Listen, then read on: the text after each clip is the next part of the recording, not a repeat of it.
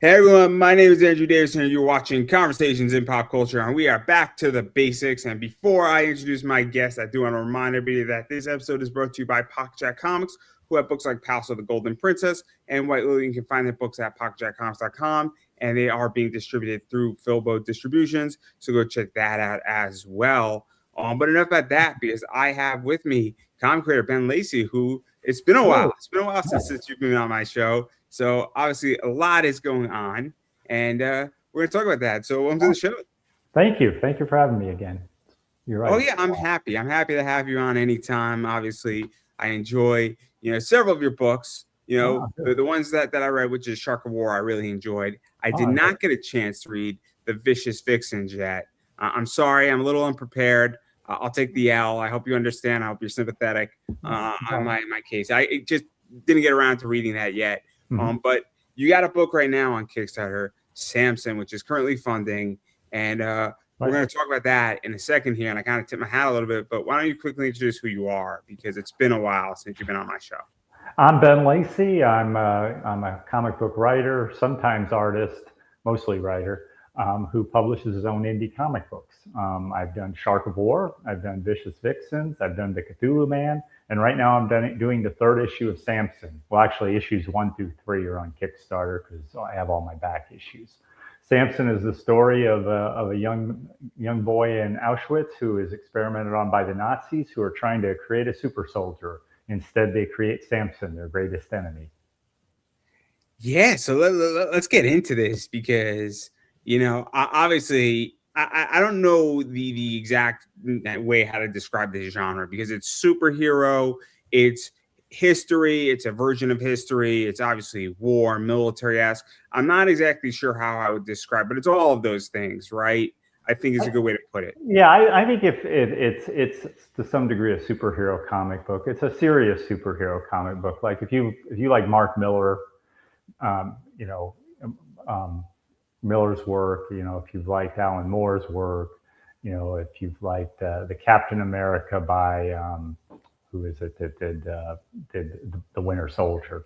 If you like that kind of story, comic book, then you'll probably like this because it's a war-based superhero story. So let's talk about this, because obviously it's not a fun, you're, for lack of Oh a better no. word, you're getting high, chilling Mhm. out on your Friday night type of book. I mean, it's a thought-provoking book, and I read the first issue, and there's a lot going on Right. in this book, on a multitude of levels, and we're going to get into it. But where did the idea come from? Because it's such a, I don't want to say it's out of the box, but it's definitely a step away from what everybody else is doing with the bad girl art stuff, and it's Mhm. very different in that realm. And that's why, because you didn't reinvent a new topic in a new area, but you're definitely taking a different side of, I feel, comics, where it's not this fluffy bad girl art stuff, and it's like an adult book, Right. Right. but it's not porn. I want to make that crystal. Like, does that make sense? Like, Yeah, I'm yeah. saying I it mean, that way I for a do reason. Vicious Vixen, so I am not above doing some, I'm fine with it. I fan think girl stuff with some fangirl art in it, but I think that's people not this sometimes book. I think sometimes people forget that an adult comic book does not have to have sex in it. It Yeah. can deal with real complicated themes, and it could be adult, but you don't have to, put fan fiction, girls in bikinis. Right. You can have a real adult book that's dealing with real issues and real topics without having to, have a girl in a bikini. Yeah. But if you want to put a girl in a bikini, totally fine with it. Just want to make that crystal clear. Yeah, the idea for it came, a number of years ago. I was thinking about, I'm Jewish, and most of the comic book creators that created the most famous characters were Jewish. Um, but there weren't many Jewish superheroes. The Thing kind of got retconned, and Kitty Pryde kind of occasionally is Jewish. But I was like, it'd be interesting to create a Jewish superhero, and I wanted to give him an origin that made him that would be unique to that kind of person. And obviously, I knew about the experimentation on Jews in Nazi concentration camps already. So that was kind of the impetus for it, is this real event that happened, they did a lot of experimenting on Jews and other concentration camp prisoners as well. Um, During World War II. Most of those experiments were utter nonsense, pseudoscience, just killing people, mostly sadistically, in the name of science, supposedly. But they happened, and of course, this is a superhero comic. So in this case, the science is successful and they succeed beyond their expectation. They they give him powers which enable him to escape Auschwitz and eventually turn the fight on the Nazis themselves. In issue 3, he actually is joining the battle in World War II. Previously it focused on him getting his powers, him escaping Auschwitz, and now we're actually where he's getting to fight in World War II. At the same time, it's kind of an epic story because there's two different timelines. There's during World War II, and then there's right after the Cold War, when the fall of the Berlin Wall is revealed that there are still Nazi super soldiers still out there, and the adult Samson now has to go and try and hunt them down. And that's kind of what you saw in the first issue. And in the second issue, that one of those people is put on trial, and it kind of goes badly. And that's also based on a real life event where they've captured Nazi war criminals and brought them back to Israel for trial. Mm-hmm. I want to dive into this because I think this is absolutely fascinating. And I'm Jewish, and I'm well aware of all this. Obviously, it's our history. So what I think is really interesting is that obviously we have this character who's experimented on, and then now he has superpowers, and he becomes the Nazis, top enemy essentially, and is fighting against them. And this really, and then maybe I'm reading into it, but it creates a very interesting moral situation because I don't know if Samson and his brother were the first, but they were early on enough in being experimented on, being their superpowers, and it creates such an interesting thing because there's a moral component to this where you now have, I guess, a superpower you didn't want because you probably don't want to be experimented on. But at the same time, now you have the ability to, I guess, face your oppressor and stop them from doing this continuously. And it's almost like a weird moral obligation you didn't sign up for, but now you're opposing the thing that created you. And it creates such an interesting moral question, right? On that. And that's what's so interesting about your book. And that's one of the things that I think is really cool is that we're now, because obviously, I don't think anybody likes a Nazi. And right. I'm not trying to be funny about that, but we obviously know the Nazis were bad.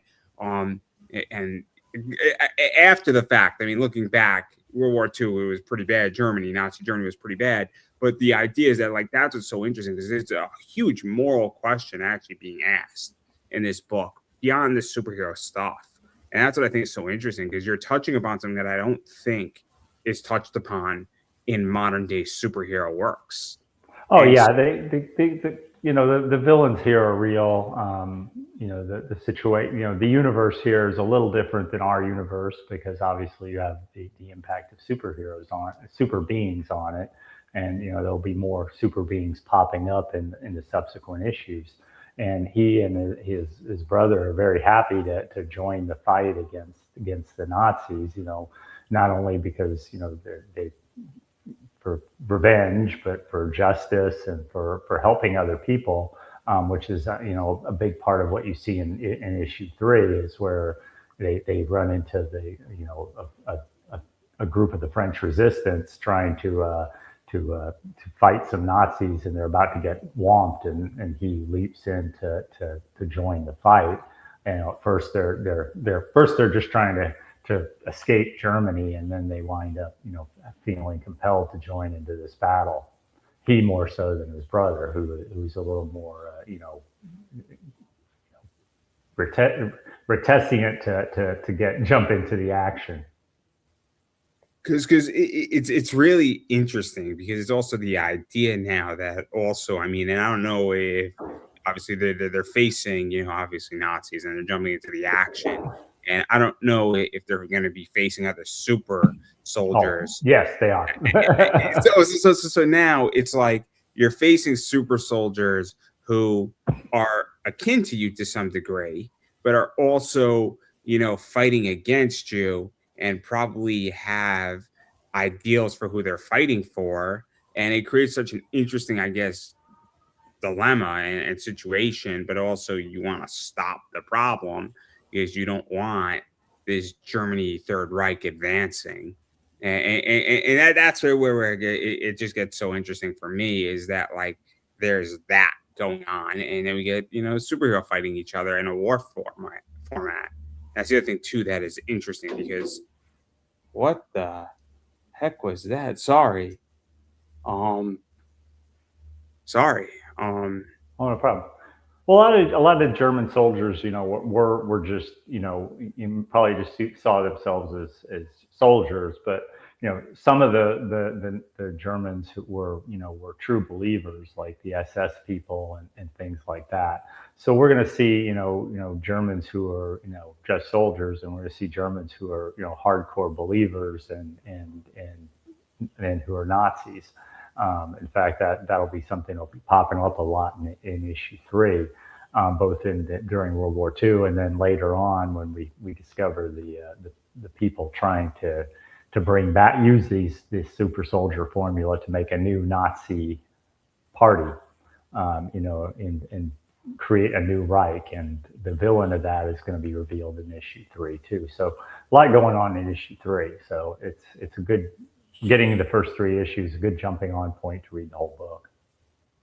So yeah, so let's go into that too, because obviously we have 2 other timelines, or we got 2 timelines going on.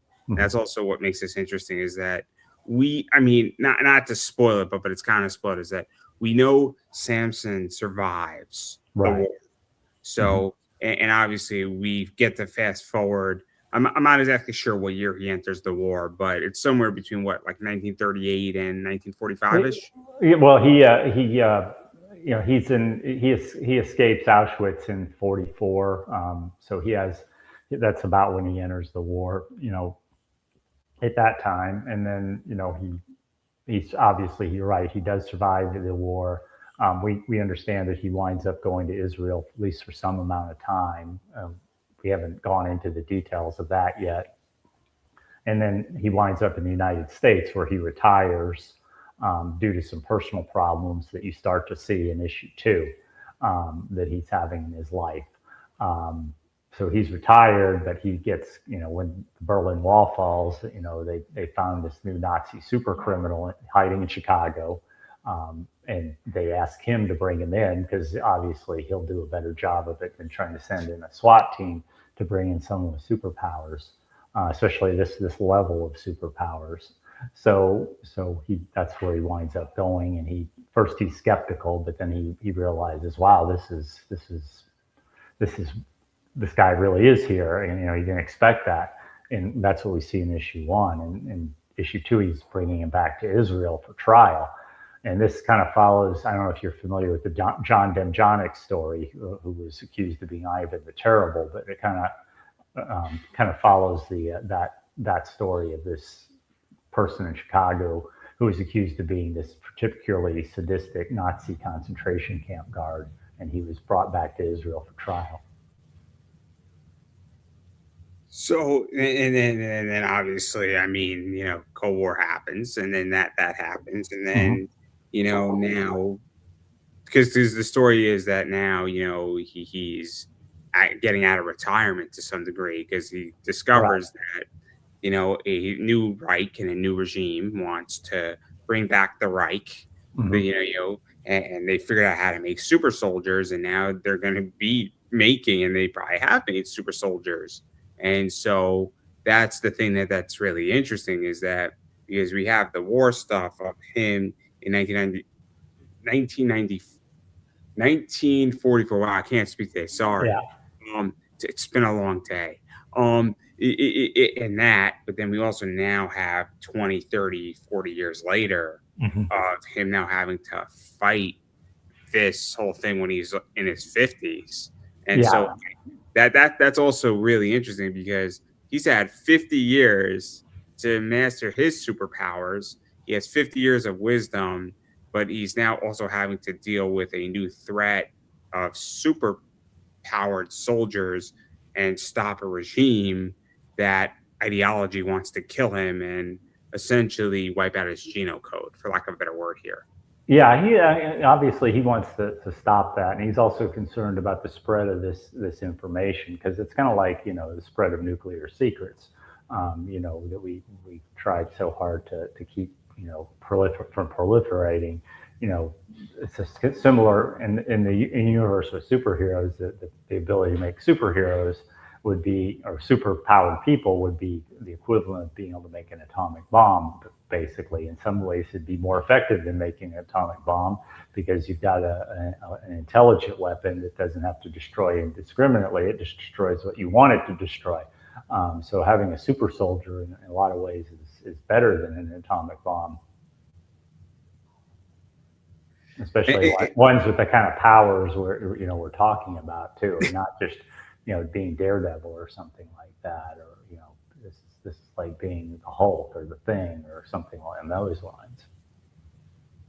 So because that's kind of what's going on with it, and because it's so interesting, right? Because now we're getting into this whole situation where you have to use a superhero to stop another super soldier. So you're using a super soldier to stop another super soldier, and you now have this whole parameter. And I don't know if there's any governance in play. I don't know if he's a rogue actor. I don't know if he's going on his own. I don't know where his brother is exactly. I don't know if there's other allies now in play. But like, you got this whole thing going on. And this is the part, and I think this is where this is going to get really interesting, is that like, now what do you do here, and where are these super soldiers going to attack? Where are they going to be going after? And that because that's what's going on. And you also have age differences, and it's just, I mean, there's just so much going on with this. And this is what makes it fascinating, because you got the super soldier stuff, and it was just an 18-year-old versus an 18-year-old. That's one thing, but you probably have an 18-year-old versus a 58-year-old. You have somebody who's been out of retirement in the scene. And so I don't know if you ever heard the phrase "styles make fights." Yeah, this is that. And so like this is where we're going with this. But then we also get the fact that where we have flashbacks, and I don't know if his flashbacks are also going to come somewhere into the present, where he is 40 years later, and if something's going to pop up. And well, there's no time travel like that. It's more like I'm trying to cover this whole history, in one book of this of the comic book universe. So we've got, so I'm telling his story as a child going forward, and I'm telling his story as an adult going forward. I'm also, in the bonus features in the back of the book, I'm providing prose stories that kind of help fill in the time gap too, by telling the story of his daughter, who we get to meet in issue 2, and she's got some issues of her own.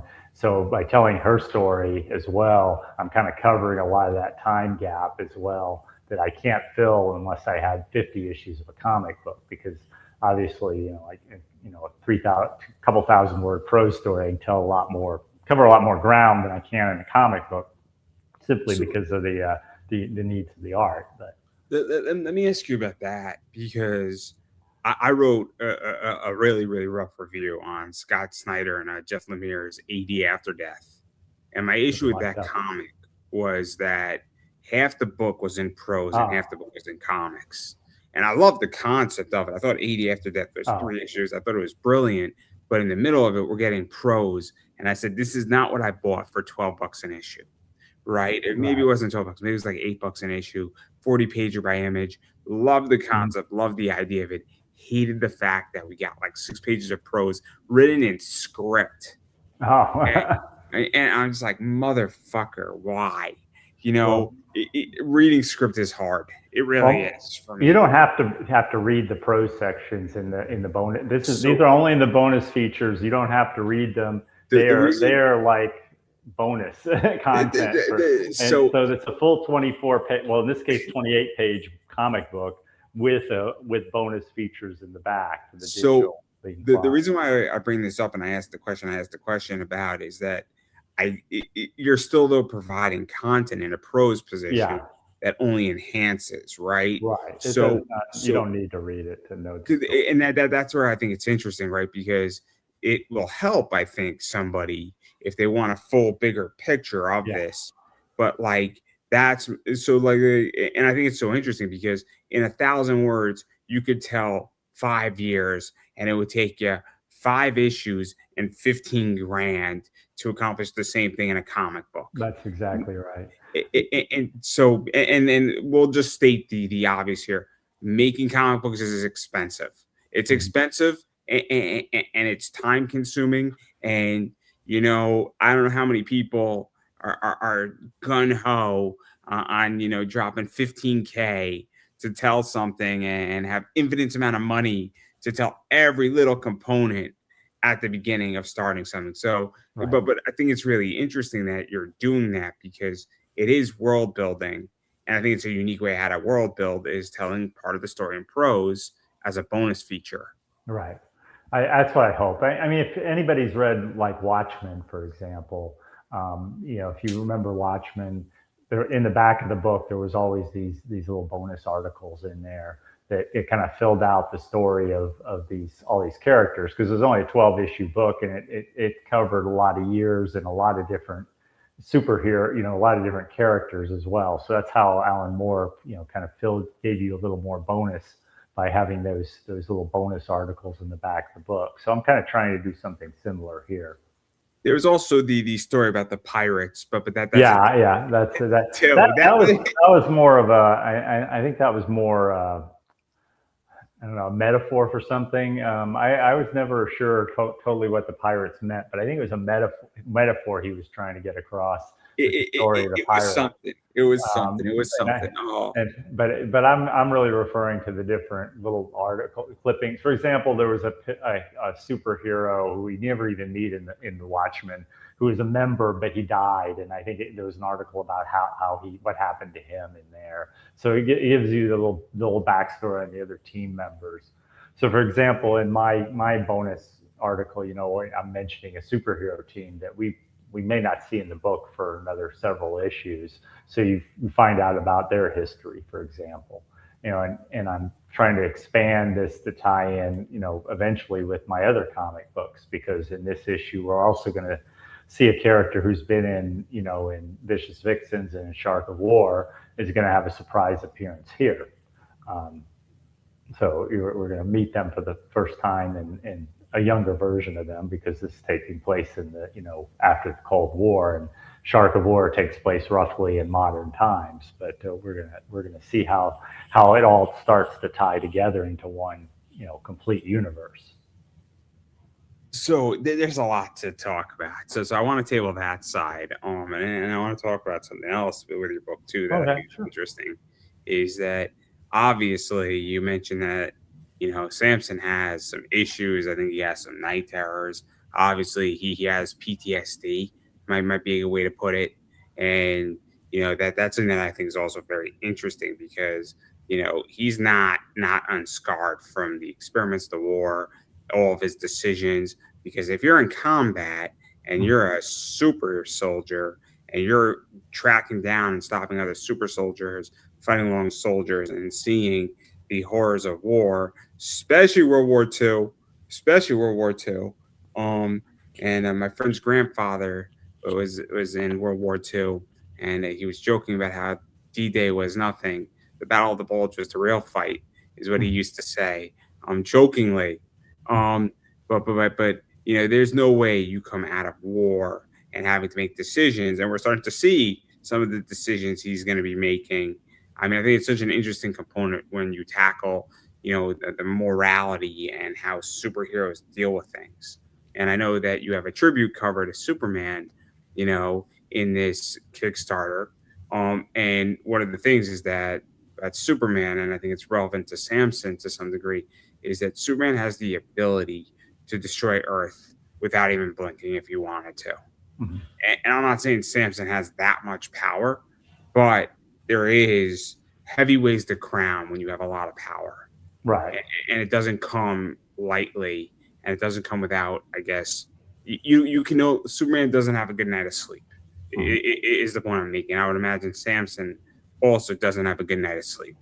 Well, no, I mean he's got to, not only does he have to deal with these super, you know, problems with his powers, but he's got family issues that his powers have also, made worse. And I think you'll see that again in issue two is, the what's happened with his children.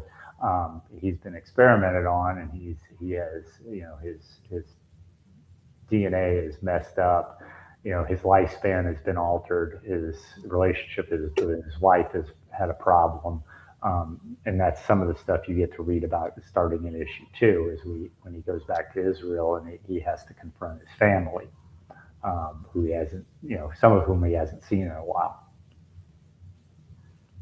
And I don't want to ruin too much of that. And then I want to go back to the other thing too that you mentioned is that obviously you stated that a character from Shark of War is going to be appearing Mm-hmm. much younger. So what is that like to not say have a perfect, universe and everything match up, but also introduce things and really start building out a complete universe and complete things and also making surprise appearances, cameos, because you have these IPs and you might as well do Right. it, right? I mean, and I don't know if it's going to directly increase sales, but it's a nice Easter egg to a degree.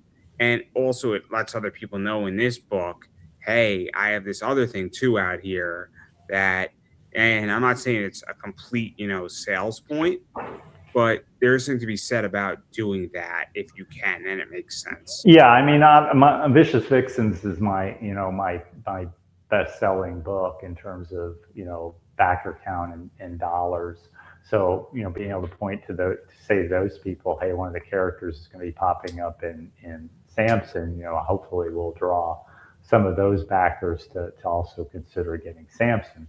Um, Similarly, Shark of War, getting some of those people to come over to Shark of War. And I'm hoping to do the reverse when Shark of War's next issue comes out later this year, and get some of the Samson readers to go over and try Shark of War. And and also I like the idea of having, some, continuity can, when you're Marvel, continuity, and DC, continuity winds up being a ball and chain around your neck at some point. But I have, a few books, and I'm just trying to fill in, a continuous timeline in a way that makes sense.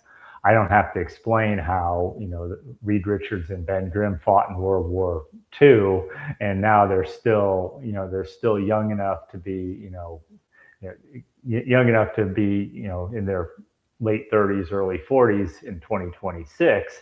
Um, or so I conveniently have to do, a reset where suddenly, they no longer fought in World War II. They met back in, 2001 when, in Afghanistan or something like that. When Ben Grimm was fighter pilot. I don't know what the current origin is exactly with that, but you get the idea. Is that they have to periodically cast aside their continuity, and it becomes to some degree a millstone around them. But for me, it's more about telling a complete story that's going to cover, 80 years of history, because I can do that because I'm sitting here at the end of it, not at trying to, redo it every 20 years to make sense. So I want to touch upon something, and I want to dive into just Kickstarter, discussions a little bit because Mhm. um, I don't know what it is to sell a book right now. I know that from my experience just on eBay, and it's a little bit different than comics. It is hard to sell stuff right now. Oh, Money it's is definitely tight. gotten harder. Money's tight. I have a theory on it, and people are not going to like my theory. Interest rates have changed to borrow money. Hmm. As a result of that, it's hard for companies to keep employees, pay them what they need to be paid, and a variety of other stuff. And borrowing money is more expensive. Right. Um, and so it is harder to float something because when it's 3% to borrow money versus 1.5% to borrow money, money's harder to do. There's also more shit to buy than there's ever been before, and there's more stuff to consume than there's ever been before. All those things definitely don't help. Those latter two, I think, are the biggest concerns for me. I mean, I obviously, money, economics is always an issue, and money is tight. But what I'm seeing is, there are more comics out there. Marvel and DC, especially DC, I think have gotten better at their comics. The other thing that I think people forget is that there's more free comics out there too. Oh yeah, that's true too. There's I'm not even talking about piracy. Not even pirating anything. Yeah, like web cartoons and stuff. Yeah. There's an app on my phone that every day I get to read a free manga chapter. Mm-hmm. It's on my phone. I wake up in the morning, while I'm eating my bran flakes or my waffle at my table before I go to my job. I'm reading a free chapter of manga. It takes me about 15 minutes while I'm eating my waffle, and it's free. And then the next morning, there's another chapter waiting for me, ready for me to be read. And so free. There's more free stuff than there's ever been before too. And getting somebody to pay you to do something or buy something for you is really hard. It's really hard when there's a free option, and the free option isn't bad. It's not it's good manga that you could go buy at Barnes and Noble. It's just digital. So, but this is where I'm going with this is that sorry, I thought I heard something. My bad. So the point I'm making is that when you get a free promotion in your book, I think it helps to some degree. Because any free promotion in anything right now just gives an edge, even if it's like a 0.3 edge on something. And so that's where I think it's interesting when a character from Shark of War appears in Samson. It's like, oh, what's that character? And then somebody looks up and says, oh, that character's in this. And then vice versa, because unfortunately, it's really hard to get somebody to buy something. Right. Well, that's one point of that is that I'm doing is if you go to the Kickstarter page, my Kickstarter page, at the very top of the page, there's a link where you can read issue 1 of Samson for free. So you don't have to pay, you don't have to sign up for my email list. You just click on the link and it will pop up in a downloadable Google Drive format in a PDF. You can download the PDF from the Google Drive. You can read it. You can send it to your friends if you want. Because I always give the first issue once I've gotten the first issue done and I'm on to the second issue, I always give the first issue free. So, first issue of Vicious Vixens and Shark of War, you can get at my bitingcomics.com page. And if you sign up for my email list, you get those as well. So yeah, every Kickstarter, I'm always giving away my first issue. So I'm very much a try it before you buy it. If you like it, you'll hopefully want to back it and want to pick up the other issues. And I'm also trying to be very affordable with my digital content, especially if you buy all my comics. I think I sell them. If you buy my full digital bundle, it's less than $2 an issue. Actually, it's $1.50 an issue, which, I think is, it's not free, but, Marvel doesn't sell their digital comics for $1.50 an issue. So let's talk about that too. So obviously, look, we were speaking before about my business. I try to keep things as economically affordable as humanly possible. Right. In my business, and I don't think Kickstarter is any different on that front. Where obviously it costs money to produce your book, whether you're doing it digital or printing it. Obviously, if you print a book, it's going to be more expensive than if you do your book, digital, right? Just by nature. That's just the reality of it, because there's less cost in a digital book because you're not printing anything. But you still have to produce the art. But because what is that like? Because that's one of my biggest pet peeves is that I go on a Kickstarter and somebody wants to charge me like $18 for cover A of your book. There gets a point where I'm like, it's a lot of money. It's a lot of money. $18. Yeah, if you want a hard copy though, the economics just kind of work out that way. Basically, my books, my hard copy is $15, and that includes shipping in the U.S.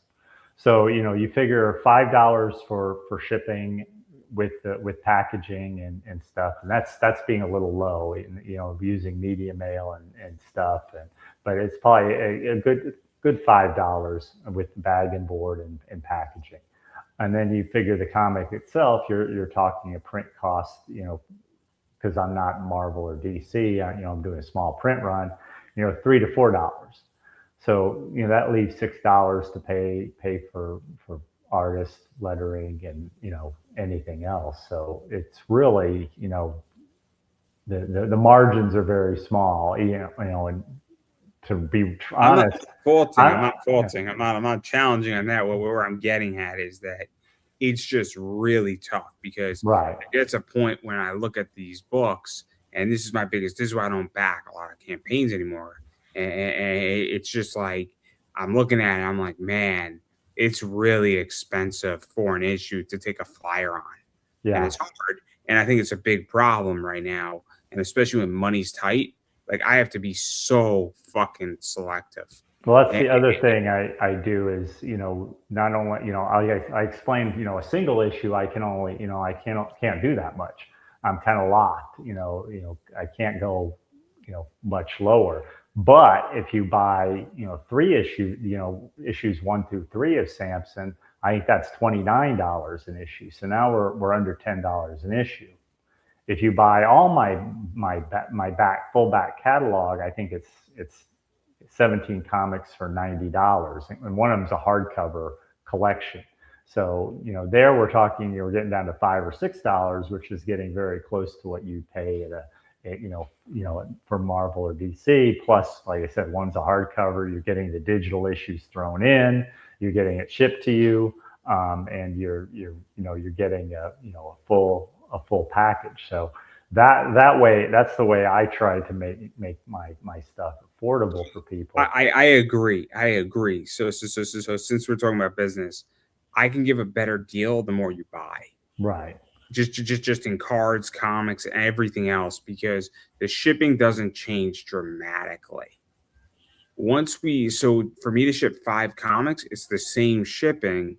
So yeah. I'll take a little less money, or I'm willing to make a deal because I'm saving time and money. But it's not even the money that I'm saving, it's the time. Because if I can ship you 5 books to the same person, I just got rid of 5 books. I just made 5 sales, and I ship it once. It takes me the same amount of time to ship 5 books as it takes me to ship 1 book.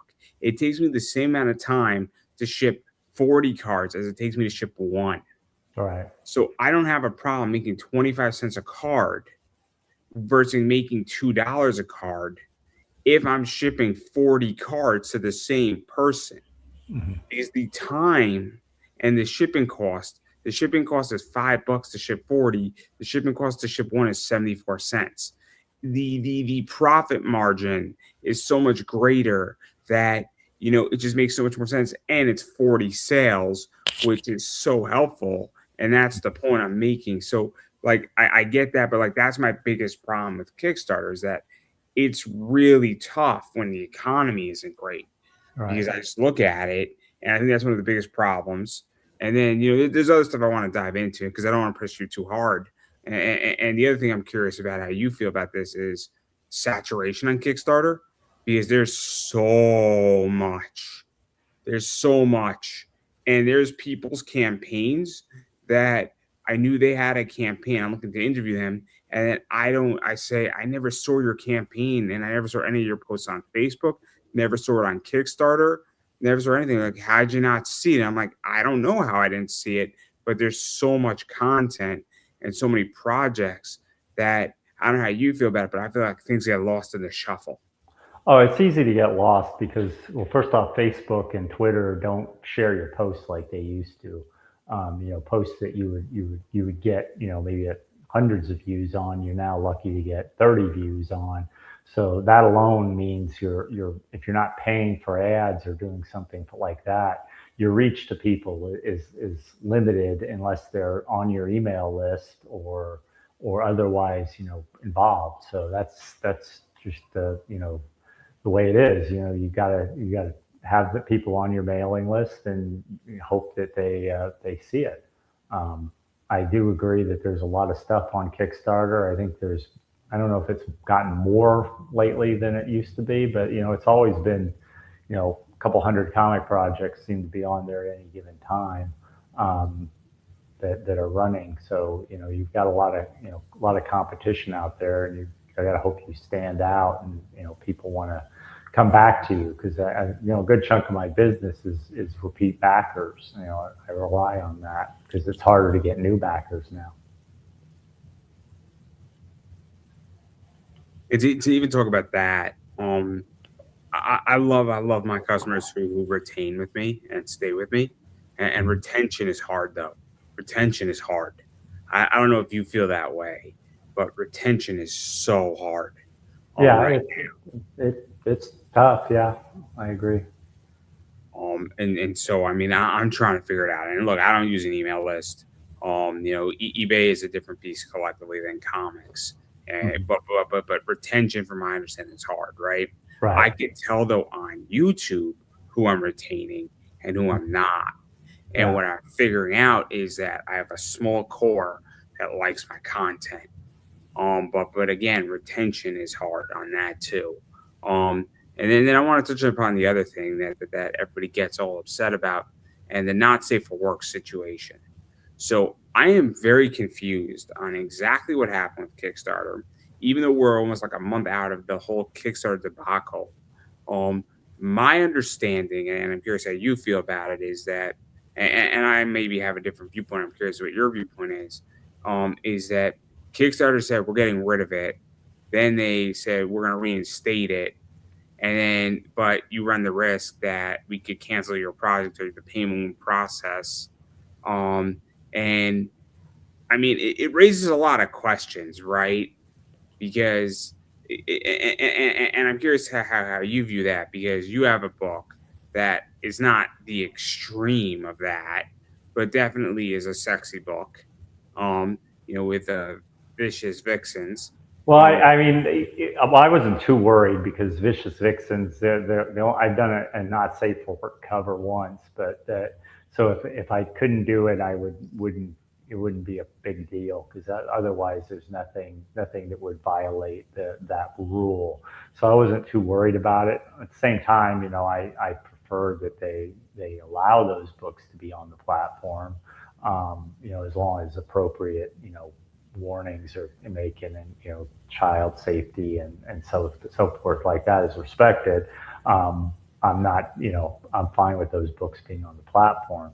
I think the issue for Kickstarter was Stripe, or some, their credit card payment processor was getting pushing on them, and they caved, and then they realized how much of their business in comic books and comes from not safe for work projects, and they kind of uncaved for now. And I it, expect that this will, there may be some, another shoe to drop at some point, but it I, raises a question, and this is the question it raises: is that everybody went ape shit. And I'm really curious why. And and I'll say the thing that nobody said is that, are people's businesses that predicated on not safe for work? Because I understand it is so tough and the margins are so thin that if you can do a topless cover and you can charge $30 and it costs you $4 to print, the margin is marginally higher. And was that what this was about? And this is, and you don't have to answer any question I want to ask here, but this is my whole question, is that, and my whole line of thinking, and I'm just looking at it from looking into the window and looking into the castle versus looking out of the castle. But that was my thought process why everybody reacted so insanely. I think maybe some of it's that. I mean, there's an economic interest. I think that, to be fair, though, there's an artistic freedom, interest that, that people who are in this community, hear the word censorship, and they respond, badly to it, even though it doesn't necessarily reflect directly on their economics. I'm like I said, if they got rid of not safe for work, it wouldn't affect my books very much. But I don't support them doing that, because I prefer people to be able to read what they want to read, and sell what they want to sell. So I think that's why there was a sharp reaction. I mean, I'm a free speech absolutist, But my whole take on this is that in the principle of freedom of speech, I think what they were doing is bad. I also think that if their argument is child safety, newsflash, no 16-year-olds on Kickstarter. Yeah, I don't think that was the argument. Like I said, I think it was purely Stripe doesn't want to approve this, and they want to stay away from It's it. more So, complicated than that too, because there's a lot of stuff going on in the adult industry that also Stripe is dealing with. yeah. It's a much more complicated issue than comics. Um, but the point I'm making is that I'm a free speech absolutist, so I'm not thrilled with it on the principle of it. But I also recognize that Kickstarter is a business and they're a private company, and it creates a whole big debacle and debate. But everybody freaked out. And then what I said, I don't know if anybody saw it, a bunch of people saw it, I said, nobody got hurt jumping off of a roller coaster. So before anybody jumps ship, let's just wait and see how this plays out. And if you just wait and see for about 7 days, they reverse their position. So there you go. Nobody got hurt if you didn't jump off. Well, the other thing is the artistic community also is kind of like, some of them are very touchy and they're easily up. I wasn't up in arms about it at all, but I think that the personalities of some people are in the artistic community, as we've seen, can be pretty volatile. So, that probably kicked them off a little. So it's kind of like kicking a bee's nest, or hornet's nest to some degree. So I think, I don't know if anything more will happen with it. And like I said, I wasn't overly concerned, and I'm glad they've gone back to the same policy as before. And I hope they just stay with it for now. Now, I'm just curious because my viewpoints looking into the castle are very different than looking out of the castle and being in the castle. And again, eBay has their policies and they do stuff. And I come from my perspective is that, I try not to violate policies and I try to push and maneuver around rules and regulations to try to bend rules a little bit. I try not to break them. But, I'm just curious because I'm always curious with people when that this happens and versing because somebody who's doing it and doing a book has a different viewpoint than me who doesn't do a book at the moment. I'm writing one, but it's gonna be fun. It's gonna be a fun book. I'm struggling the middle of the first issue on a dialogue scene, just Right. like 3 pages. It's not working conceptually. The idea is there. It's just how to set up the scene is not working, but that's a different discussion for a different day. Right. But I do want to touch upon a few of your rewards though, because you mentioned some digital stuff. You got base covers, a base cover. You got a World War II cover, and then you got a Superman homage to Superman tribute cover of Trial of Samson. And Superman has done nothing wrong, but sometimes he looks like he is doing something wrong. So what's the story behind that? Well, Because we always do a Superman homage cover every issue so far, and this issue, there's the classic golden and silver age, mainly silver age covers of Superman, where it looks like he's done something horrible. If you go to the Kickstarter page, in fact, there's a couple of good examples of those kind of covers where he's being accused of being a murderer, and then there's another one where apparently he had a twin brother that he's been hiding locked away in a dungeon for years because he was jealous of him. So we kind of went on that idea where in this case Samson's being accused of being a traitor to the Jewish people, and in a scene, of course, that's not what happened at all. But it was kind of fun to come up with that cover. In the previous issue, the cover was the first appearance of Supergirl, and then in the very first issue cover is probably the most controversial cover was the Alex Ross cover, where he pulls off his shirt to reveal his Star of David underneath. because I like homage covers. And I like doing them too. If we can think of a good way to do them, we've done them for Shark of War. We've done them for definitely for Shark of War. A little bit for Vicious Vixens, but more Shark of War's had a number of homage covers.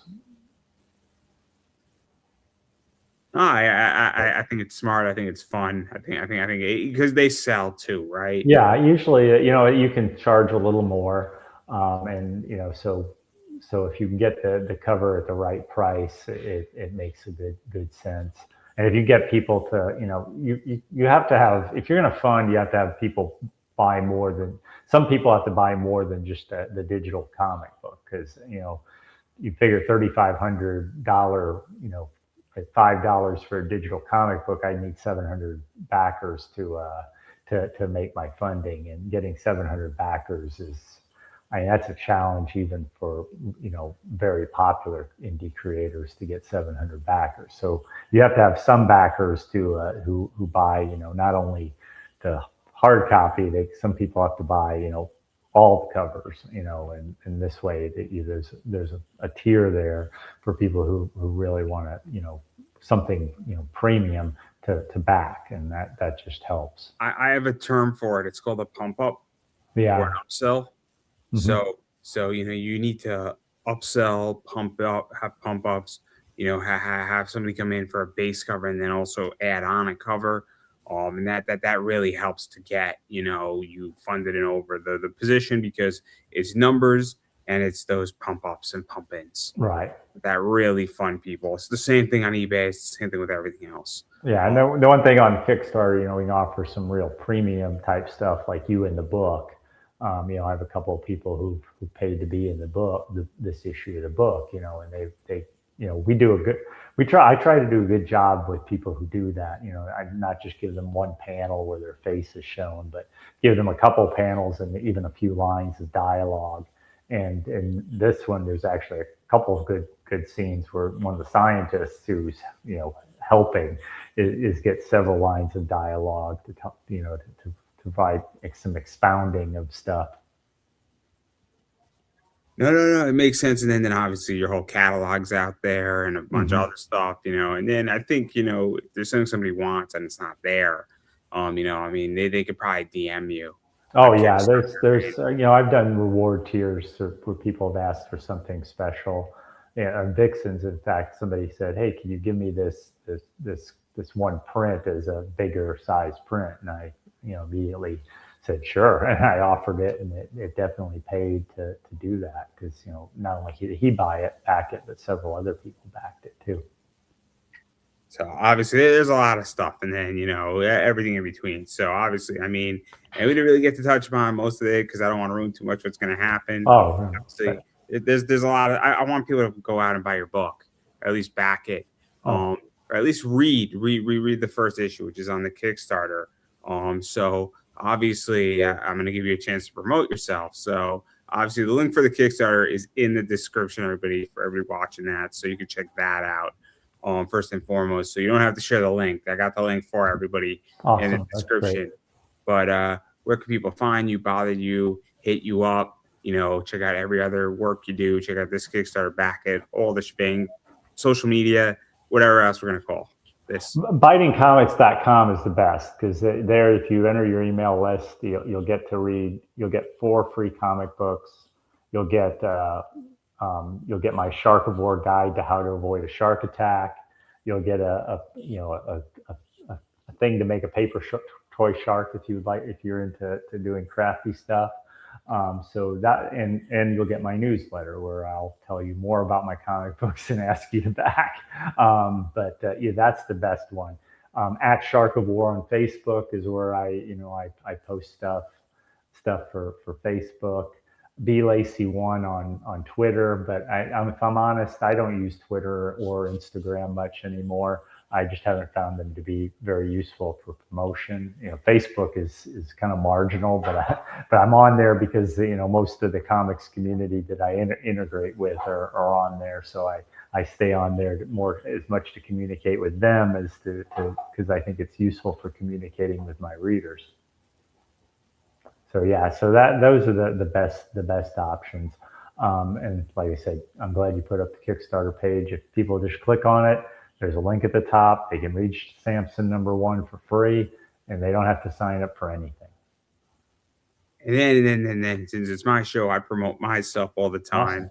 Awesome. Obviously I pop out and make comics on Twitter, working on getting my account back.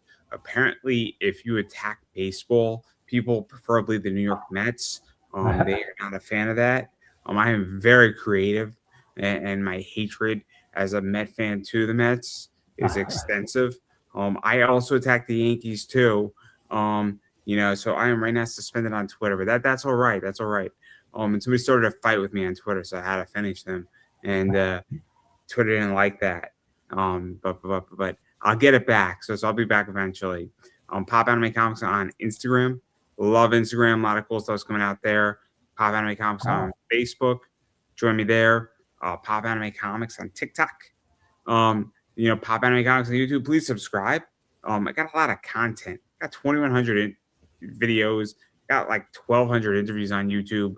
And I'm gonna be adding a lot more stuff. A lot more stuff is coming in the next 6 months or so. Probably another 400 to 500 videos of content is coming, and I'm going to be opening up my vault to some interviews that were never released of some cool people. So you're prepared to be amazed is how I'm going to phrase it. And then the final thing I run, actually two more things. eBay. Look for comics and collectibles. Come shop with us on eBay at Pop Anime Comics Collectibles, and I sell books like this in my store. I sell books like this in my store. I sell comics like this in my store. I also sell cards like this in my store, along with stuff like this in my store, which is a limited 25 Angel Reese. And about 6 months ago, I had one of these in my store, which is a 101 Diana Taurasi card. Card was in my store for about 15 minutes before it sold out. So I do get 101s. I go big. I go hard. You never know what's going to come into my store. I have a lot of cool 101s. A lot of cool stuff is coming. And right now, I got a lot of Knicks stuff in my store because the Knicks won, the championship, and I'm a New York kid. So got a lot of stuff there, got a lot of cool stuff, and I've been saying it forever on eBay. Go to my eBay store if you're looking for cards, comics, collectibles. Browse through my eBay store. If you found what you're looking for, you are more than welcome to make an offer to me. And if I don't like your offer, I will just say no, thank you. There's no harm in asking, or I'll counter you, and we'll figure out how to make it work. And then if you don't see what you're looking for, shoot me a message on eBay because I may have it. It's just not listed because I move out merch every 90 days and bring in new merch and all sorts of cool stuff. Or I'm going to be able to get it for you because I got a lot of connections. And if I can't get it for you or it's a product I don't carry because I don't carry everything, I probably know somebody who has it and I will point you right in their direction. I just had a client of mine who was in that situation, pointed in the right direction. He got what he needed because I get collecting is hard. And picking up what you want and finding it sucks. And it's hard. And finding it for good prices is hard. So happy to point you in the right direction, help you get what you need, everybody. And that's what I do. And again, my stuff, just Pop Anime Comics, just type it in Google. You'll find me. Or it's in the link down below. And I'm more than happy to help everybody out with what they need, finding what they need, and all sorts of stuff like that. And you don't get suspended on Twitter. Just say, let's go Mets. So just remember that they did. I think they won today too, which is a change of pace. It's a miracle. Should have put like 10,000 on that team today. But we can't all be perfect. But I did pick Norway. Today. I want to make that crystal clear. And France, but France scared me for a minute. They scared me for a minute in that game. But I digress. But that's everything I got going on, and I'm going to give you the final word. Oh, well, thank you. Yeah, please check out Samson. Go to the Kickstarter link, read issue 1. If you like it, please consider backing for more of the series. There's digital bundles that are incredibly cheap. There's as we were discussing, there's the more comics you buy, the cheaper it gets. There's some cool add-ons and cool variant covers. There's also a cool Samson poster that you can get as an add-on. So I hope you'll check it out, and I hope you'll consider backing me. I think you'll really like the issue if you like superhero comics, if you like adult comics with not R-rated comic content, but with mature, thoughtful content. I think you'll really find something for you in Samson. Thank you. And I don't think I have any more questions, everybody. And that is a wrap. Awesome.